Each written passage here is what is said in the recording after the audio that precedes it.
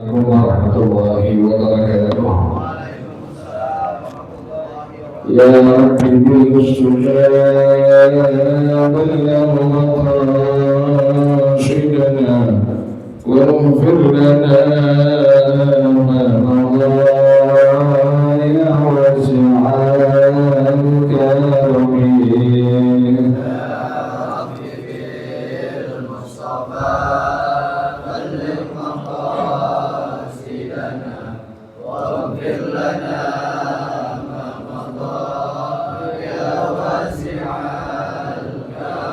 لم يهتدي قل الله مطلقا أبدا وما ذكاء أصلا في مدى الزمن.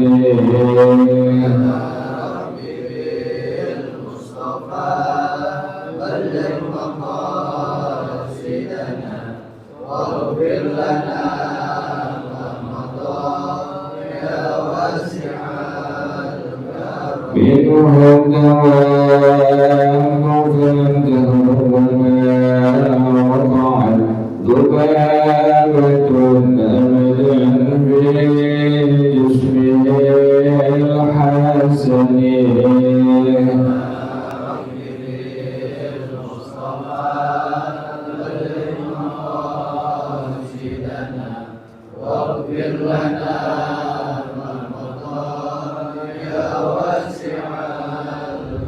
بخلقه كما من رؤية ثبتا ولا يرى أثر يوم منه بعالمين.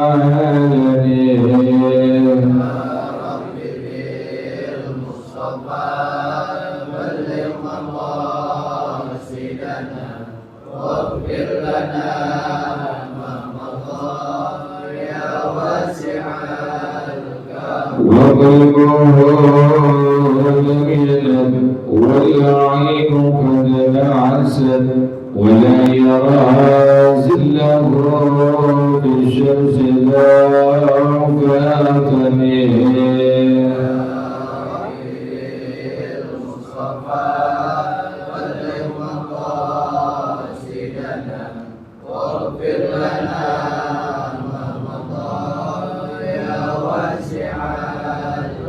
كتبا وقد علتا قوما إذا جلسوا عند الولادة سف يدا براخة تدريب.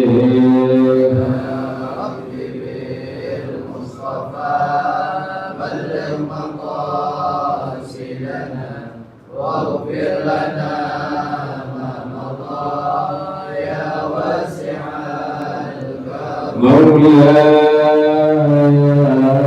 صل وسلم دائما أبدا على حبيبك خير الخلق كلهم.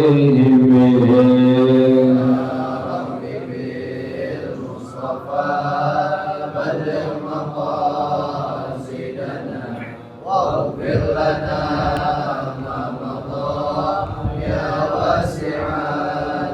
محمد سيد الكونين والثقلين والفريقين من عرب ومن عجم.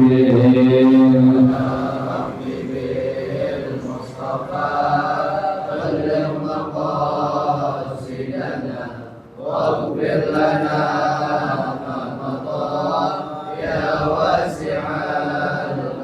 ومن تكن برسول الله نصرته إن تلقه الحسن في أنجامها تجمي.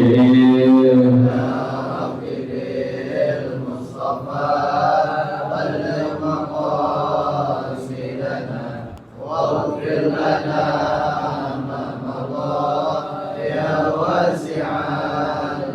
هو الحبيب الذي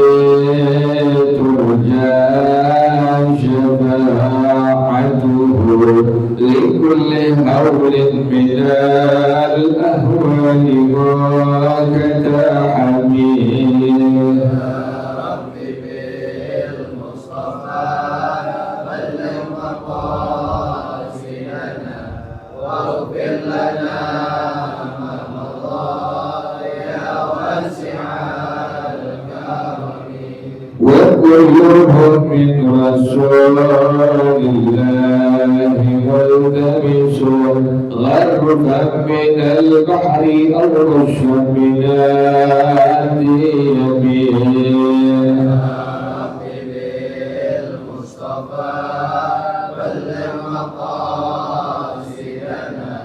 واغفر لنا ما مضى يا واسع الكرم. يا نفس لا تتردي من زلة عظمى إن الكبائر في الغفران كاللامين.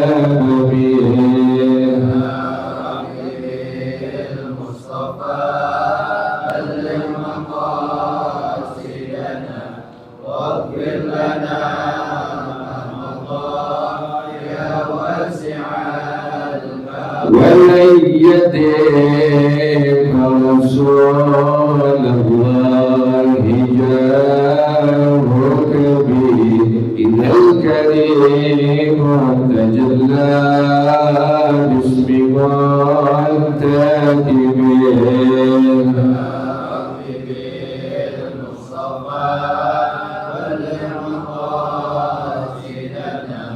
واغفر لنا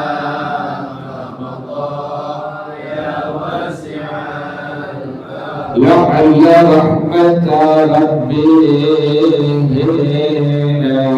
يقسمها تأتي على حسب الإصيان في سبيل.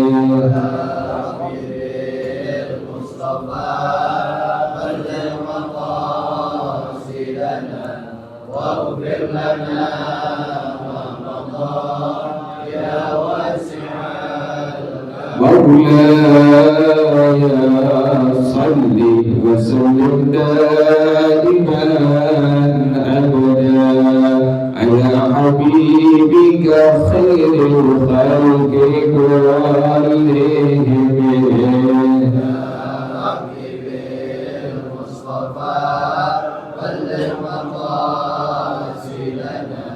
واغفر لنا ما مضى يا واسع الكرم. اللهم صل وسلم وبارك عليه وعلى آله الفاتح لرسول الله صلى الله عليه وسلم، ثم إلى أرواح آبائه وإخوانه من الأنبياء والمرسلين والصحابة أجمعين والعلماء العاملين، ثم إلى أرواح آبائنا وأمهاتنا وأجدادنا وجداتنا ومشايخنا ومعلمين في الدين ولجميع المسلمين والمسلمات والمؤمنين والمؤمنات. سأل شيخنا وربي أرواحنا الحبيب عبد الرحمن بن أحمد السقاف شيخنا وربي أرواحنا الحبيب علي بن الحبيب عبد الرحمن السقاف شيخنا وربي أرواحنا هدي أردن بن هدي الوحيد. وإلى روح مؤلف هذا الكتاب الشيخ زيد بن عبد العزيز المليبري الشافعي وأنصارهم وفرائهم أن الله يتغشاهم بالرحمة والمغفرة، أن الله يغفر لهم ويرحمهم ويعلي درجاتهم في الجنة ويعيد علينا من بركاتهم وأسرارهم وأنوارهم وعلومهم ونفحاتهم وكراماتهم وإمدادهم بالدين والدنيا والآخرة. الفاتحة على هذه النية وعلى كل نية صالحة جالبة لكل خير نافعة لكل شر. وإلى حضرة النبي محمد صلى الله عليه وآله وصحبه وسلم. الفاتحة. أعوذ بالله من الشيطان الرجيم. بسم الله الرحمن الرحيم. الحمد لله رب العالمين الرحمن الرحيم مالك يوم الدين. إياك نعبد وإياك نستعين. اهدنا الصراط المستقيم صراط الذين أنعمت عليهم غير المغضوب عليهم ولا الضالين.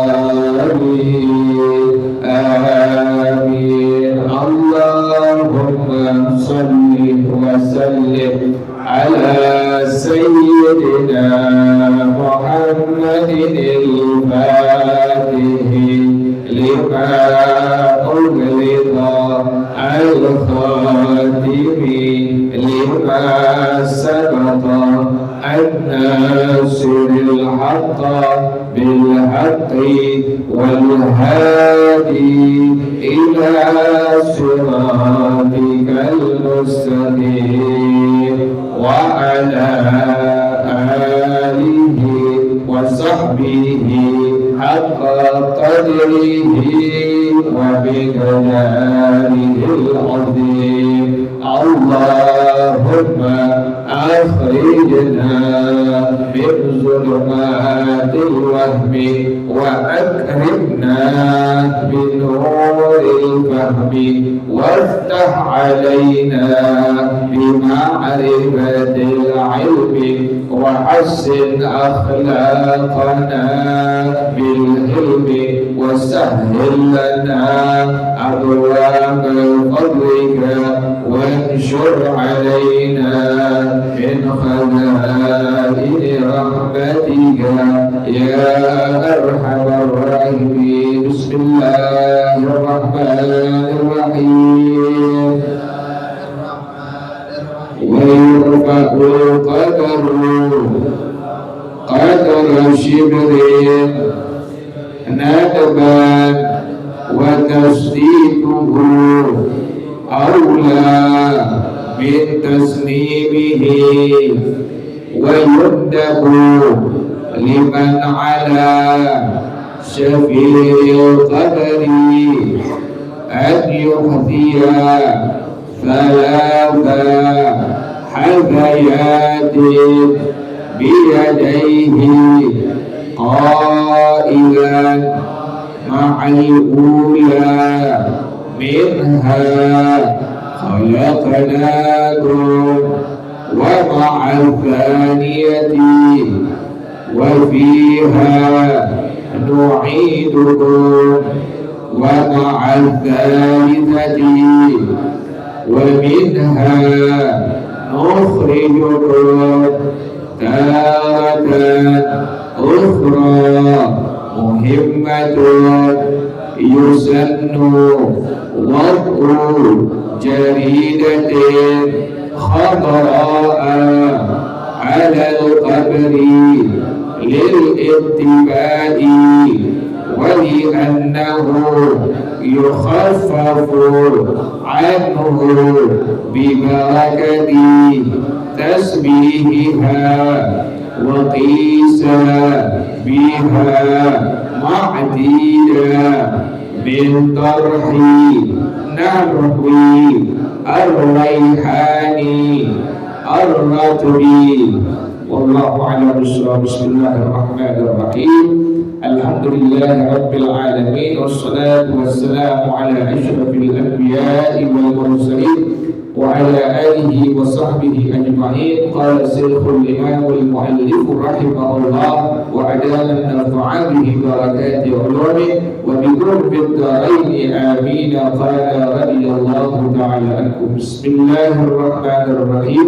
Mari para jemaah sekalian, kita melanjutkan pengajian kita masih bicarakan tentang hal-hal yang berkaitan dengan jenazah atau mayyit yang dikutip dari kitab Fathul Mu'in yang dikarangi oleh Syekh Zainuddin bin Abdul Aziz Al-Mulaybari atau Al-Malibari Asy-Syafi'i radhiyallahu anhu wa rahimah. Maka pengarang rahimahullah dia mengatakan wa yurfa'ul qadru qadra shibrin nadban, dan ditinggikan kubur itu sekedar sejengkal. Jadi kuburan setelah sudah diuruk tanahnya itu ada kesunahan bagi kita untuk meninggikan tanah kuburan tadi sekedar satu jengkal. Kenapa demikian? Ayyuhu orafa fayuzara wa yuhtarama. Tujuannya jangan sampai rata, sunnahnya ditinggikan sampai sejengkal. Tujuannya agar dikenal ini sebagai kuburan. Atau kalau lihat ada orang yang nggak ngerti waktu nguburin, itu kan lewati pemahaman, lewati kuburan, pijak gak ada orang tuh, pijak gak ada orang, haram hukumnya tidak diperbolehkan pada hukum agama. Makanya kalau yang ngerti dia berhati-hati, sekira-kira ada kuburan dia nggak berani nginjek.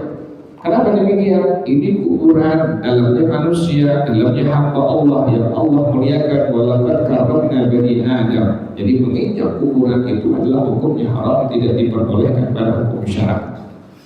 Nah, tujuan tadi ditinggikan tanah kuburan sejengkal, tujuannya agar diketahui. Kalau sudah diketahui dikenal, fayuzaro, diziarahi.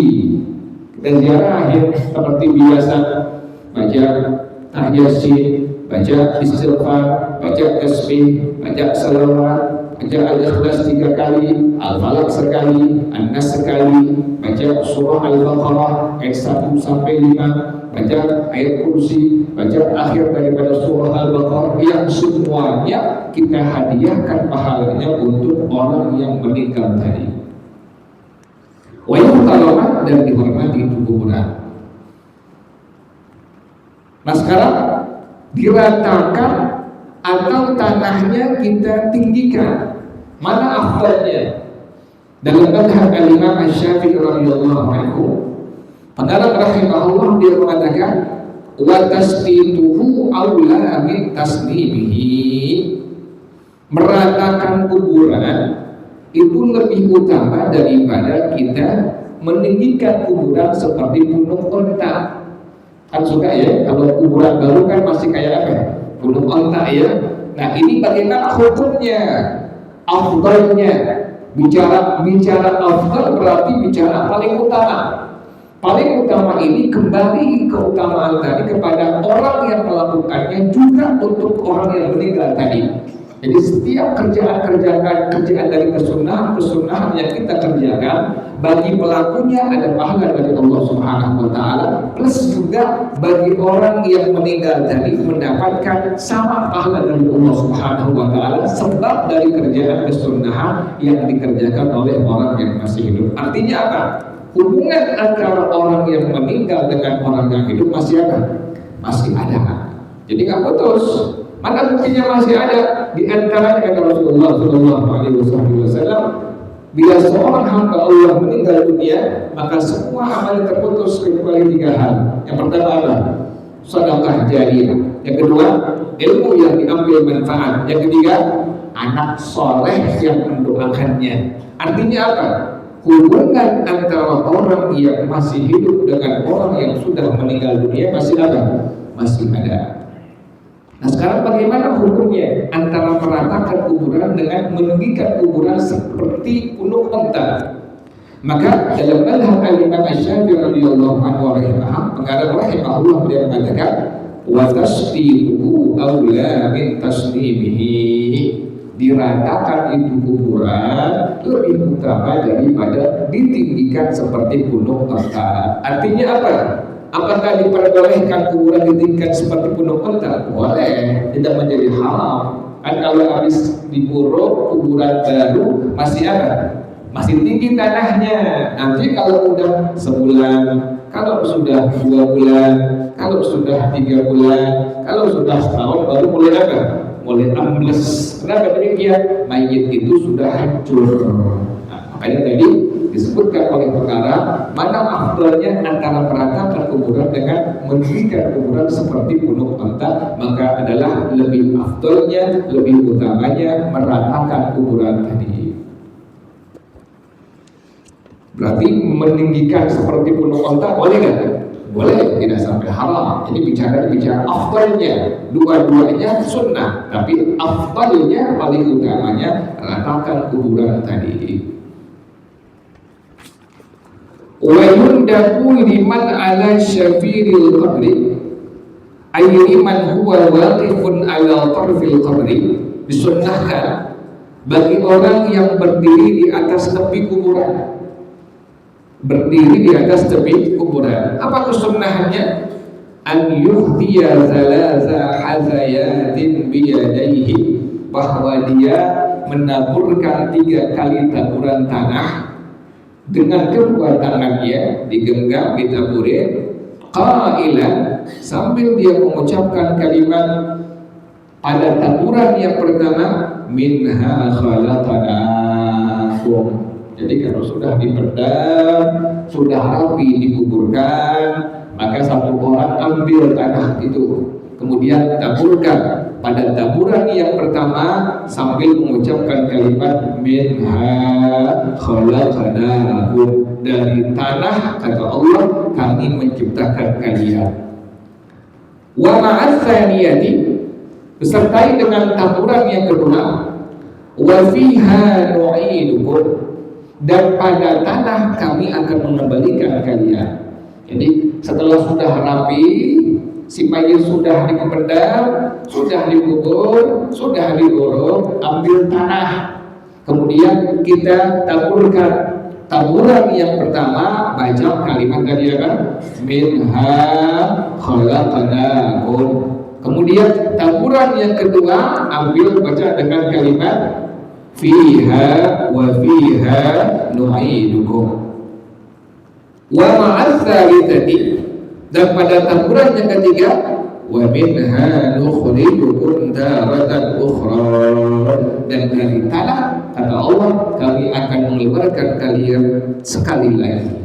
Ya, makanya tadi ada kesunahan, sudah diuruk, sudah selesai dikubur, satu orang ambil tanah, kemudian taburkan di atas kuburan. Taburan yang pertama baca dengan kalimat minha khalaqnakum. Taburan yang kedua baca dengan kalimat wa fiha nu'idukum. Taburan yang ketiga baca dengan kalimat wa minha nukhrijukum taratan ukhra.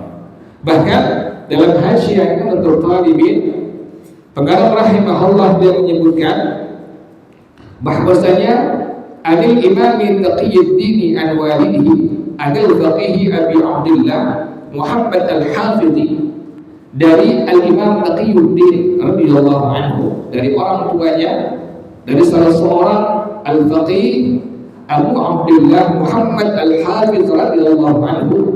Beliau menyampaikan hadis dari baginda Rasulullah sallallahu alaihi wasallam, anna Rasulullah sallallahu alaihi wasallam qala, bahwasanya Rasulullah sallallahu alaihi wasallam bersabda, man akhadha min turabil qabri halan dafni biyadihi ay hala iradatihi, orang yang mengambil dari tanah kuburan pada waktu ingin memendam mayit. Jadi sudah mayit letakkan di atas kuburannya, sudah ditaruh di liang kuburnya, maka satu orang ambil tanah kuburan, kemudian dibunderin tuh ya. Kemudian apa yang dibaca? Disunnahkan oleh Rasulullah SAW, wa qara'a alaihi inna anzalnahu fi lailatul qadr sab'a marratin, dan orang tersebut membacakan di atasnya surah apa? Surah Al-Qadar sebanyak 7 kali. Ambil tanahnya, sudah kita menjadikan bulatan, kemudian sambil baca kalimat surah Al-Qadar, inna anzalnahu fi lailatul qadr wa ma adraka ma, terus sampai selesai, sampai kalimat salamun hiya hatta matla'il fajr, sampai kali tarawih. Ambil lagi, bunderin lagi, bulatin lagi sampai baca surah Al-Qadar sampai 7 kali. Bagaimana manfaatnya? Bagaimana keutamaannya? Kata Rasulullah sallallahu alaihi wasallam, manfaatnya lam yu'adzab dzalikal mayyitu fil qabri, maka orang yang meninggal tadi tidak diadab oleh Allah di kuburannya. Makanya jangan lupa kita setelah sudah dipendam, kemudian sebelum diuruk, satu orang ambil tanah, kemudian dibulatkan sebanyak 7 kali. Setiap bulatan yang pertama baca surah Al-Qadar dari awal hingga selesai. Ini manfaatnya luar biasa. Kata Rasulullah SAW, lam yu'adzab dzalikal mayyitu fil qabri, itu mayit tidak akan diadab oleh Allah di kuburannya. Muhimmatun ay hadhihi muhimmatun, ini sesuatu hal yang paling penting.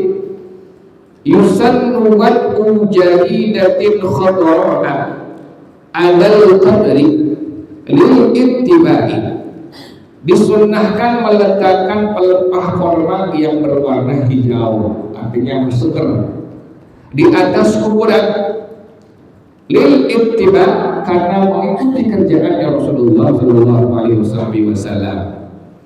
Wa li annahu yukhaffafu anhu bi barakati tasbihiha, dan karena bahwasanya diringankan oleh Allah Subhanahu wa taala dari mayit yang dikuburin, yang setelah sudah rapi diuruk, di atasnya ditaruhin pelepah korma yang masih apa? Yang masih segar. Karena dengan sebab tadi, sebab tasbihnya itu pelepah korma, itu pohon korma, maka Allah meringankan azab bagi si mayit tadi. Pohon korma bisa bertasbih, dan tasbihnya itu adalah sebab tasbihnya Allah ringankan azab dari orang yang meninggal tadi. Nah sekarang gimana kalau di Indonesia? Kan Indonesia gak ada pohon apa? Gak ada pohon korma. Nah ini bagaimana? Wa qisa biha ma'dida min tarhi nahdir raihan rabbi, dikias sesuai dengan pohon yang dibiasakan pada penduduk sekitar. Dari apa? Meletakkan ar-raihan rabbi. Belum kita boleh pohon apapun, terserah ya. Yang penting pohonnya masih apa? Masih segar, masih hijau tuh. Ambil pohon, sudah rapi dipendam, sudah rapi diuruk si mayit. Jangan lupa keluarga ingetin, tanam pohon di atasnya. Kenapa demikian? Dengan sebab tasbih dari pohon tadi, kata Rasulullah SAW, Allah ringankan mayit tersebut dari adabnya. Makanya tadi sekali lagi, bahwasanya hubungan orang yang masih hidup dengan orang yang sudah meninggal dunia masih ada, masih ada. Wallahu a'lam bissawab. Al-Fatihah. A'udzu billahi minasyaitonir rajim. Bismillahirrahmanirrahim. Alhamdulillahirabbil alamin. Arrahmanir rahim. Maliki yaumiddin. Iyyaka na'budu wa iyyaka nasta'in. Ihdinas shiratal mustaqim. Shiratal ladzina an'amta 'alaihim ghairil maghdubi 'alaihim waladdallin. Bismillahirrahmanirrahim. Alhamdulillahirabbil alamin. Allahumma shalli wa sallim ala sayyidina Muhammad wa ala ali sayyidina Muhammad. Ya hayyu ya qayyum ya badi'as samawati wal ard. Allahumma kama ballaghtana Rajab faballighna Sya'ban wa Ramadan. Allahumma kama ballaghtana Rajab faballighna Sya'ban wa Ramadan. Allahumma kama ballaghtana Rajab faballighna Sya'ban wa Ramadan. Ya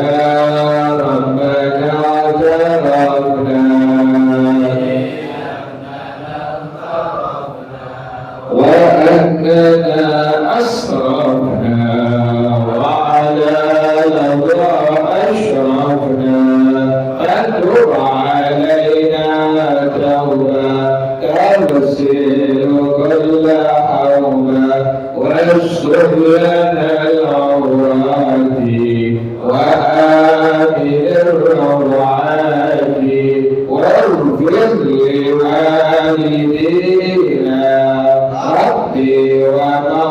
ومولودينا والأهل والإخوان وسائر الخلان وكل ذي محبة أو ديرة أو صحبة والمسلمين أجمع.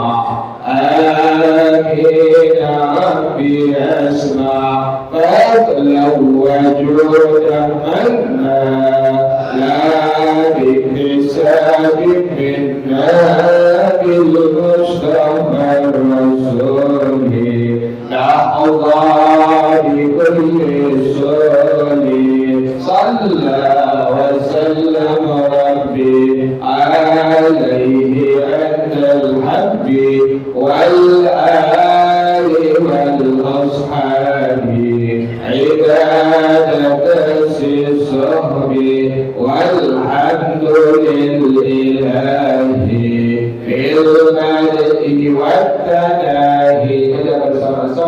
سبحانك اللهم وبحمدك أشهد أن لا إله إلا أنت أستغفرك وأتوب إليك. الحمد لله على نعمه الله الحمد لله على بركات الله الحمد لله حمدا يوافي نعمه ويكافئ مزيدا والحمد لله رب العالمين يا رسول الله سلام عليك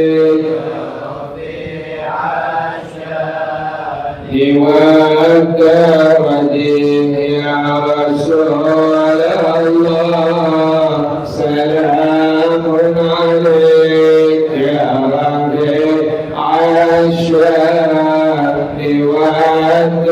والدين يا رسول الله سلام عليك يا ربيع الشام والدين اللهم صل وسلم وبارك